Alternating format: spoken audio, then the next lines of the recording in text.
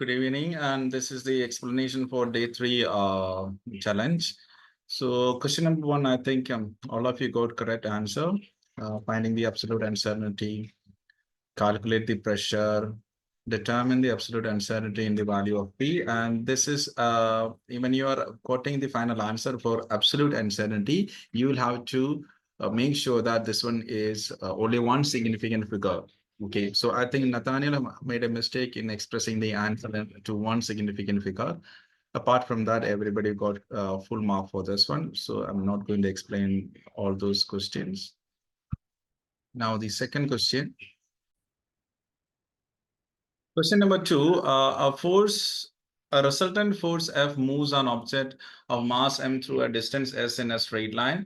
The force gives the object an acceleration a so that its speed changes from initial speed u to final speed v. State an expression for work done by the force in terms of am. So we can say that we discussed this one in the class. We can say that work done is equal to force into distance moved in the direction of force. So we can say that work done is equal to force is equal to MA, and it is the distance mode is S. So we can write it as MAS. So M times A times S is this one. So the distance S, expression for distance S in terms of A, V, and U, we can say that we have got equation V square minus U square is equal to 2AS. So S is equal to V square minus U square divided by 2A. And these things are very simple. So I'm just going forward. Use your answers in one to show that kinetic energy of the object is given by the equation. So object kinetic energy. So since it's a show that question, first of all, let's start with work done is equal to change in kinetic energy. Change in kinetic energy, we can write like this. So work done W is equal to force into distance moved in the direction of force. Distance moved is equal to change in kinetic energy. So force is equal to mass times acceleration times S, displacement is S. So we write MA and S is equal to V square minus U square divided by 2A. So that is equal to change in kinetic energy. Since if it is at rest, we can say that U is equal to 0, then we can write K is equal to half mv square. It's like this. So we need to state that work is equal to change in kinetic energy. 1 mark for that and 1 mark for the remaining work. Now, a ball of mass 0.40 kg is projected into the air from horizontal ground as illustrated in figure 2.1. The ball launched from X with a kinetic energy of 4.5 joules. So the kinetic energy at this point is 4.5 joules. So it has got a kinetic energy. So that is the total energy. So here at this particular point, it has got only, it is not from a height. So it has got only kinetic energy. So the total energy at this point is equal to kinetic energy itself, which is 4.5 joules. The ball has got a speed of 9.5 meter per second at y. So when it is reached at y, it has got a speed of 9.5. So here we can say that it has got a speed of 9.5. So which indicates that when the ball reaches y, the ball is at a height and still it is moving. So at this particular point y, its energy is two form. It has got gravitational potential energy and kinetic energy. But in the beginning, it has only kinetic energy. So for the movement of the ball from X to Y, draw a solid line. So here it's a draw a solid line on the figure 2.1 show the distance moved. So distance moved by any object is the actual path covered. So we can say that the object will be moving from X to Y. It is not going to be on a straight line. It is going to be a curved one. So we can say that you can draw something like this. It's a solid line has to be drawn, and this should be labeled as D. So this is the distance moved by it. It can be above or below. It is better to draw below. Okay, now the displacement, we can say that displacement is the straight line distance from, even though we say that displacement is the straight line distance from the initial position to final position. If you are asked to code what is displacement, then you need to define that displacement is distance in a particular direction. But in effect, displacement is the short line distance from initial to final point. So you can draw it straight line x to y, and you can mark it as S. I think one was Nathaniel made a mistake, and Marin, I think Marin made a mistake. Some of you have made a mistake. So it's in this way. Now, by considering the energy transfer, determine the height h of the point y above the ground. I think most of you made a mistake in this question. So here we can say in the beginning, at the point x, it has got a total energy of 4.5, but as it goes to the y, its energy is being converted to kinetic energy is being converted to potential energy. But they have never said that y is the maximum height.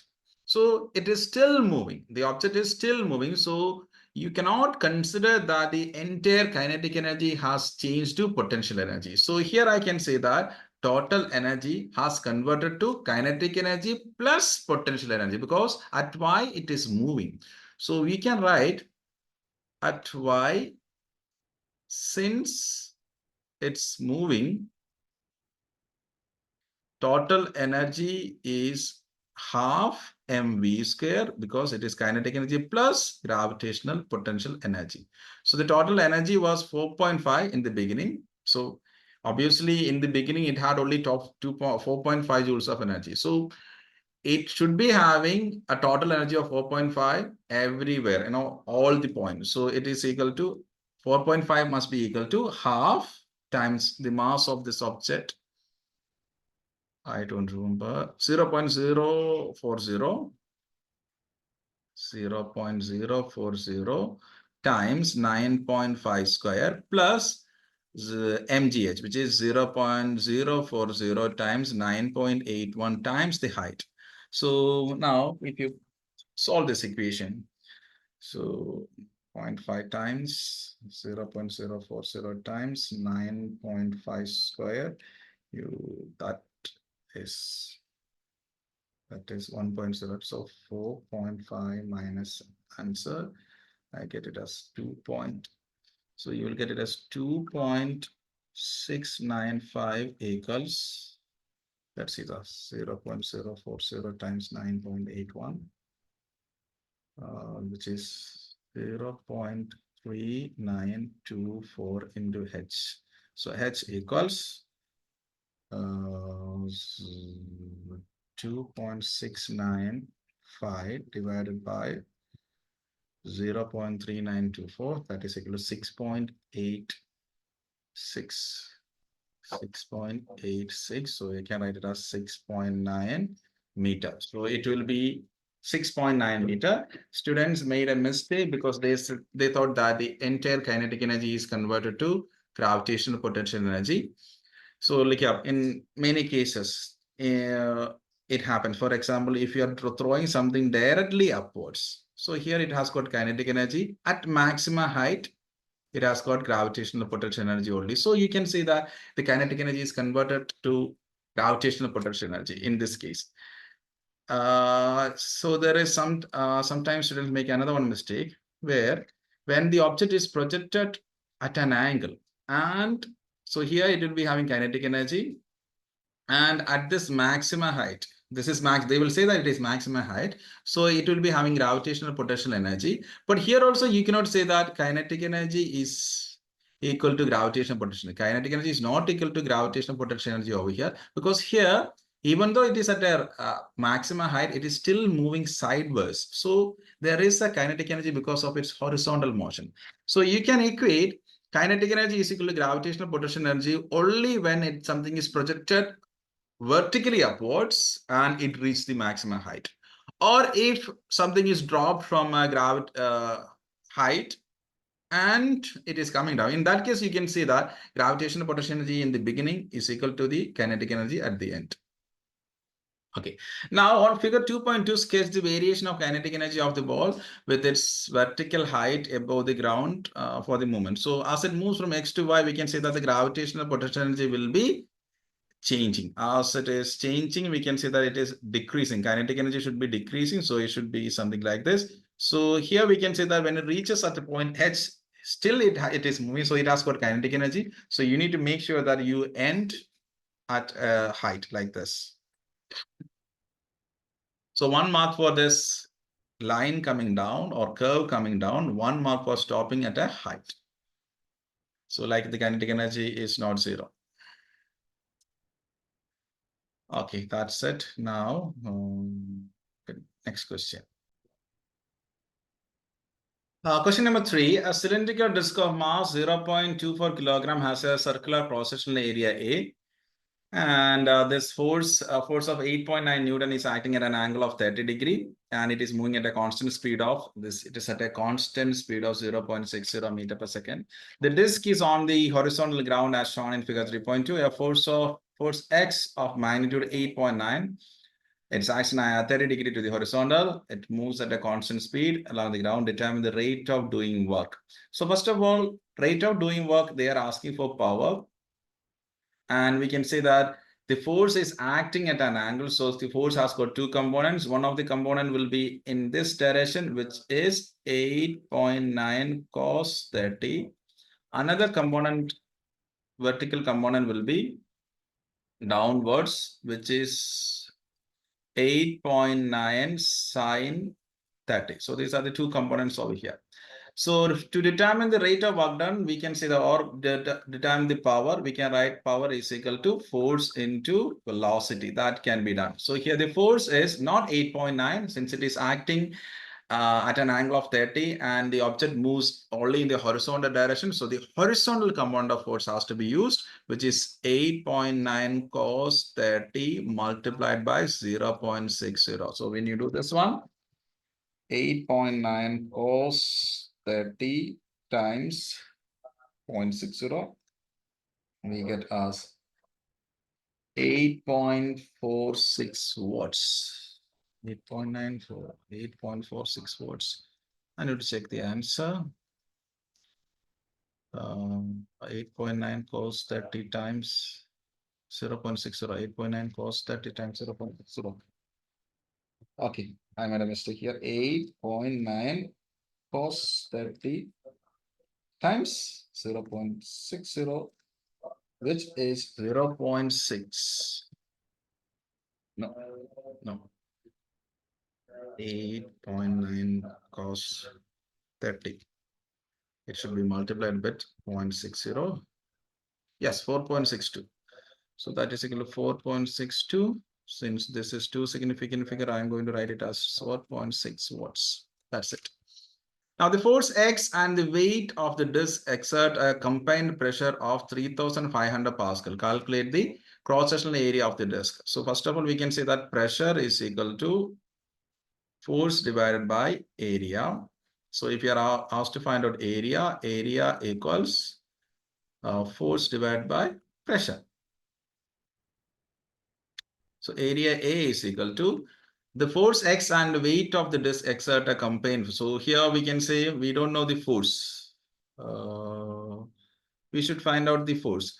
One thing we can say that the weight of the disc, let's see anything else. So its mass is 0.24 kg. So we can say that it already has got a weight of 0.24 times 9.81. That is its weight.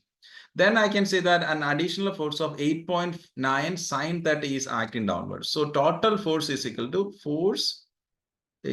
to weight plus 8.9 sine 30.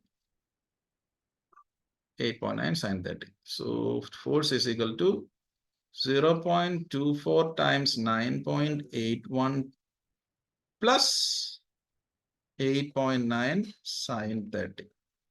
So if you put it in the calculator, 0.24 times 9.81, which is 2.3544. 2.3544 plus 8.9 sine 30. 8.9 sine 30 plus 2.3544 equals 6.80. So altogether, I will write, so altogether 6.80. So we can say that area is equal to 6.80 divided by 3,500. 1.9 into 10 to the power minus 3. So area is equal to 1.9 times 10 to the power minus 3. So this is the answer. Let me check whether the answer is correct. 1.9 into 10 to the power minus 3. Okay, that's it.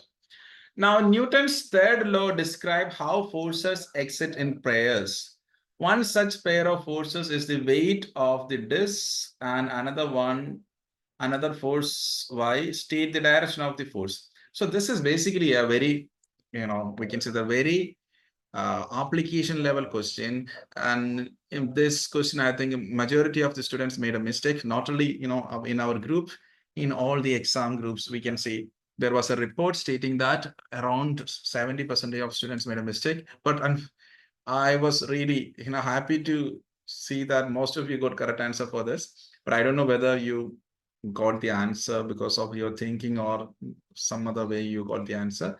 So this idea you need to remember. There can be many questions based on this idea. So Newton's third law of pair, we can say that, for example, according to Newton's third law, we can say that if an object A apply force on B, object B apply force back on A. That's like, for example, let's see another one. If the disk is on the earth, so disk is on the earth. So what is actually happening? Earth apply force on the disk. That is the weight. Then disk apply force on the earth. So earth is applying a force on disk. So the earth apply force on disk, which will be downwards. But disk apply force on the earth, which is upwards. So that is the idea. So the idea is, if you think about the disk and earth apply force on disk, since you know that earth apply force downwards. And the pair of its forces, disk apply force on earth, but disk apply force on earth in the opposite. So it is upwards. So the direction of the force y is upwards. And the name of the body in which the force y acts. So we can say that if you consider this as x, this force as x, and this force as y. X is earth apply force on the disk. Y, disk apply force on the earth. The name of the body on which the y acts, it is on the earth or on the planet. So Newton's third law pair, where ഒരു മാഗ്നറ്റിസത്തിനകത്തൊക്കെ വരും. മാഗ്നറ്റിസത്തിനകത്ത് വരുമ്പോഴത്തേനും in effect ഒബ്ജക്റ്റിലുള്ള force downwards ആണെങ്കിൽ newton third law പേര് ചോദിക്കുമ്പോൾ upwards എന്നൊക്കെ എഴുതേണ്ടി വരും. പക്ഷേ ഇതാണ് എൻ്റെ concept. If an object A apply force on B, B apply force back on A in the opposite direction. So earth is pulling the disk downwards and disk is pulling the earth upwards. I hope you understood. Now the question number. A sphere in liquid accelerate vertically downwards from rest. The viscous force means viscous, we haven't discussed this topic, but viscous force is basically friction in fluid. Friction in fluid is known as viscous friction force. So if the object is accelerating vertically downwards, the frictional force is always in the opposite direction of motion. So we can say that this is upwards. And we can say that as it moves down, it is accelerating. If it is accelerating, its speed increases. If the speed increases at that time, we can say that the air resistance will also be increasing. So here, fluid resistance or viscous force will also increase.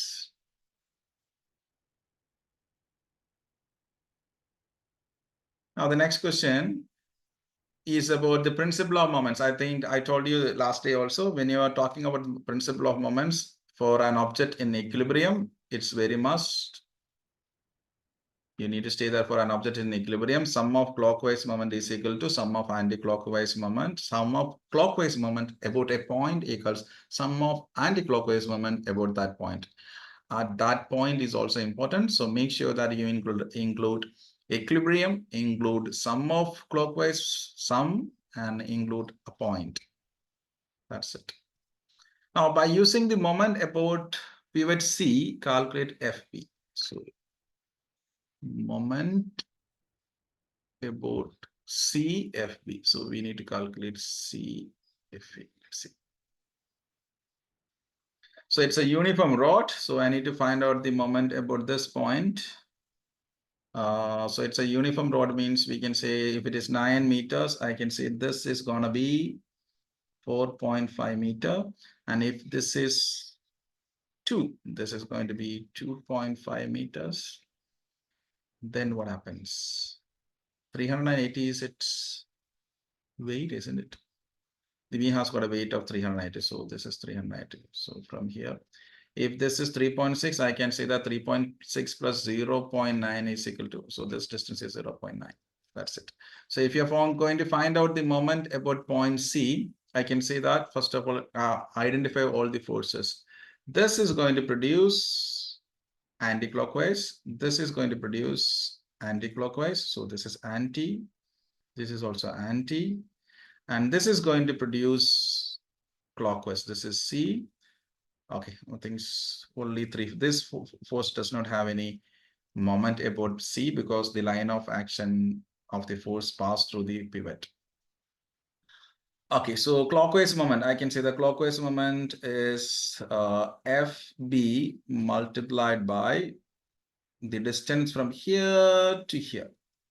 So I can say this point, this distance, the total distance, this is 2 meter here and this is 2 meter here. It's actually 9 minus 4 because total length is 9 and you know that this distance is 2 and you know that this distance is 2. So 9 minus 4, which is 5. So FB into 5 is the clockwise moment.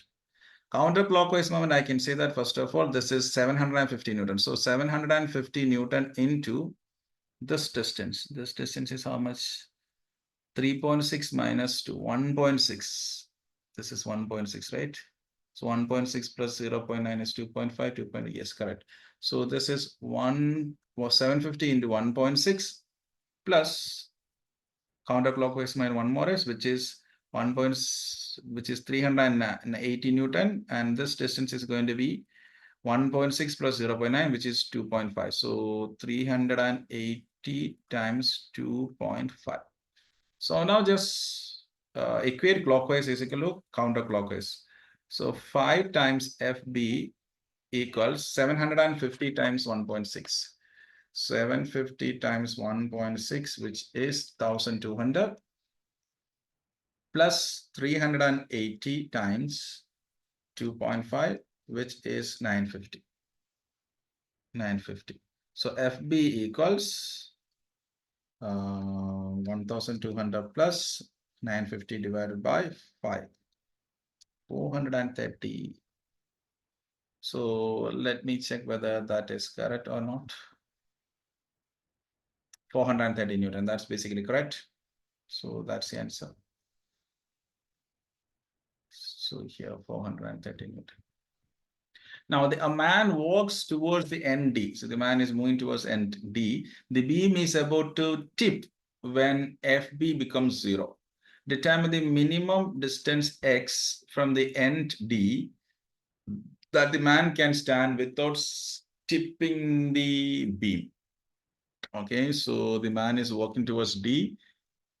FB becomes 0. When FB becomes 0, that's it.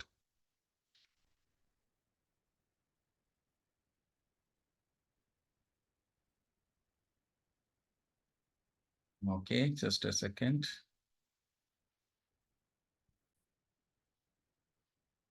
Okay, so the man walks towards D and the beam is about to tip when FB becomes 0. So we can say that they say that if this happens when FB becomes 0, it means there is no force at B, so there is no moment due to FB. Determine the minimum distance X from the end D so that the man can stand without slipping. So let's see that what is actually happening is this man is walking from here. So he is walking from here to here. Let's see that at a particular point, maybe he is here or somewhere. At a particular point, this distance from D to E is X. Now the thing is that if you're taking the moment from, okay, if we are taking the moment about point C, we need to take the moment about point C because we don't know what is the force over here. So we don't know. So moment about C, say I say, and I'm considering the distance from D to the person is X. Then I can say that there will be a moment due to this person, and there will be a moment due to this weight of this one, and there is no moment due to C, because we can say that when it is about to tip, FB is equal to 0. So we can say that clockwise moment is equal to, I can write over here. In this case, I'm just deleting this. So here clockwise moment is equal to anti-clockwise moment. So here clockwise moment is what? Clockwise moment is FB times. But clockwise moment, we can say that when it is about to tip, FB is 0. So I can say that clockwise moment is here. It is clockwise is equal to 0. Counterclockwise, we can say that counterclockwise moment is due to this man's weight and the weight of this beam. So let's see that this man's weight is 750 and he is a distance of X away from this one. So 750 times X plus, I can say that this is from here to here, it is 380 times 2.5. This is a counterclockwise moment, which should be equal to clockwise moment, which is basically 0. So 750x equals minus 380 into 2.5. So x is equal to 380 into 2.5 divided by 750. Let me check if this is correct or not. 380 into 2.5 divided by 750, which is 1.2. So which is basically not the correct answer.